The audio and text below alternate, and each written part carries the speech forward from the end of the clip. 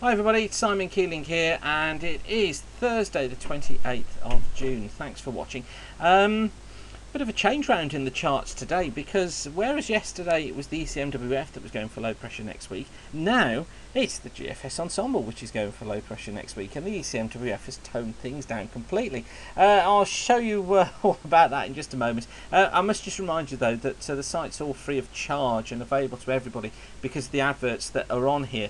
We're really grateful to the advertisers who advertise on here, and by you coming and visiting and coming back regularly and telling your friends about it and clicking on our charts, that means we can put more adverts in front of you, which in turn generates more revenue for us and keeps the site free of charge. So thanks for coming back, and please do come back regularly. So this is the 7 to 10 day mean of the 500 millibar flow. On the left hand side here we have the ECMWF model, and on the right hand side here we've got the GFS model. And 500 millibars is about 18,000 feet in the atmosphere. It's a good measure for many things, including troughs and ridges and jet streams. And where these solid lines are close together, that's where we get the strongest winds, a little bit like isobars. So where the strongest winds are is where there's a jet stream, and there's a jet stream just here coming down across the Atlantic, across Iberia, going up through the Mediterranean. Now at this time of year that should be a lot further north. There is evidence of a sort of a section of a jet stream here towards the north of the British Isles, not much over us at all. And on the GFS as well, you can see how that jet stream comes across the Atlantic, dips down through Iberia, through central parts, sorry, not Iberia, through central parts of France and up through central parts of Europe. And a subtle difference between these two models.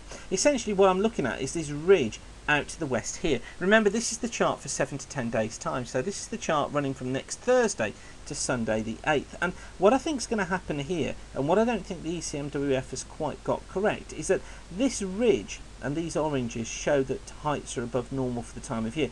This ridge, I think, is going to be building, so it's going to be pushing air north. So this ridge builds to the west of the British Isles. It strengthens this trough across central parts of Europe. Now the problem is that this trough is going to be pretty close to the east of the country. So I'm trying to decide whether at the middle of the month, if we're all going to go into these finer conditions, or if the east of Scotland and the east of England stays with occasional showers being flung around from any low that develops here across northern Germany and Denmark.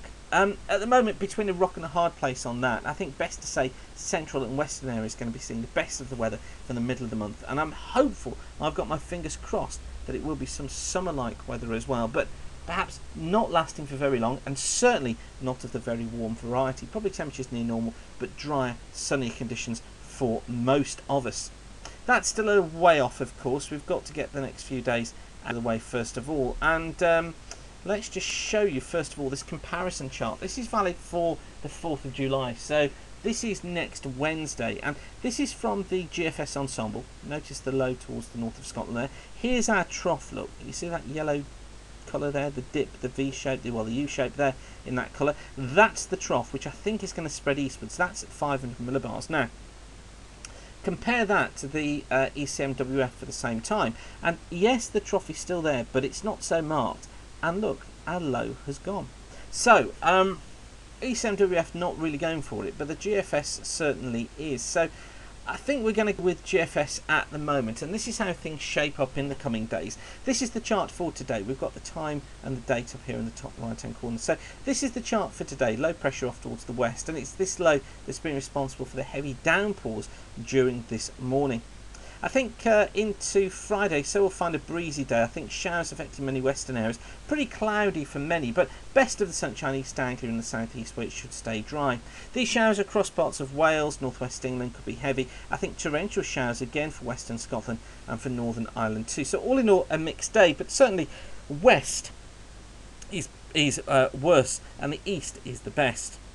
Into Saturday, still low pressure is across northern Scotland, still dominating things, bringing showers I think through Scotland, through Ireland, northern and western parts of the British Isles, but relatively few showers affecting eastern and southern areas, and I think just scattered showers through the Midlands and northern England, essentially dry here. Some showers across central parts of Wales and the high ground of northwest England, as well as high ground of Scotland and Northern Ireland. Some of those could be quite heavy. Now on Sunday we see a change take place. See this little kink here in the ice bars? That's a ridge of high pressure, and watch as that builds its way eastwards during Sunday. So I think the effect of that is to kill off showers across eastern areas at first on Sunday. Then most places should become dry with some good spells of sunshine. But we've got a front look moving in from the west. Here it comes, bringing rain into Western Ireland later on. On to Monday then, start of the new week, and the low really starting to take control again, pushing rain for Western Wales, western parts of England, western Scotland, and also for Ireland too. But you'll notice the south and the east staying dry once again. On to Wednesday, and the low really just spin itself up. I think some heavy showers coming through Scotland, northern England, Wales, southwest England and Ireland again. Very similar actually to this week, with East Anglia and the southeast tending to stay out of it and tending to stay dry with some sunny spells. Some really heavy showers though across Scotland, northern England and northern parts of Ireland. And then into Wednesday, well, as I'd already shown you, that low is off northwestern parts of Scotland. A trough extends south across all parts of the country, bringing, I think, a bright start, but then heavy showers getting going through the day, one or two of them probably on the heavy side.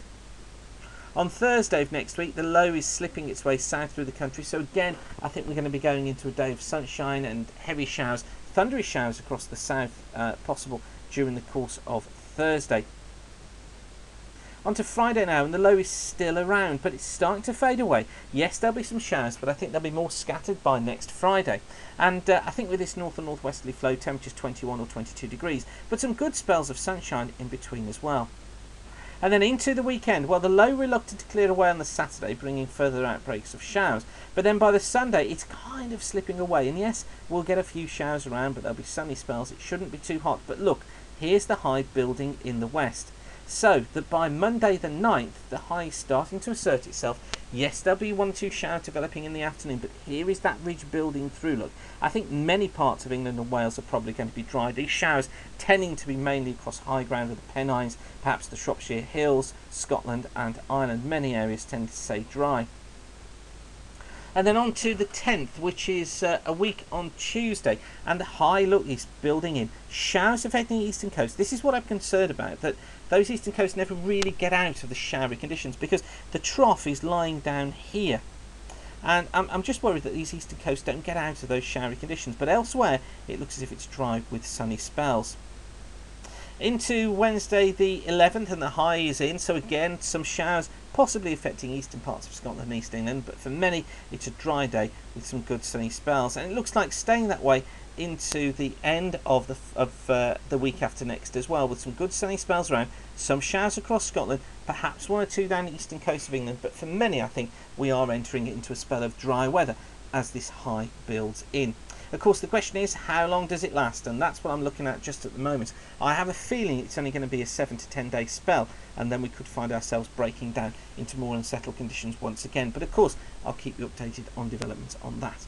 So, I hope that's been useful for you. Again, thanks for watching. Don't forget to come back regularly. Use the chart, see what's here, because by presenting more adverts to you, we get more revenue generated, and it's that keeps the site free of charge. So, thanks again for watching, and keep the sun shining. Bye for now.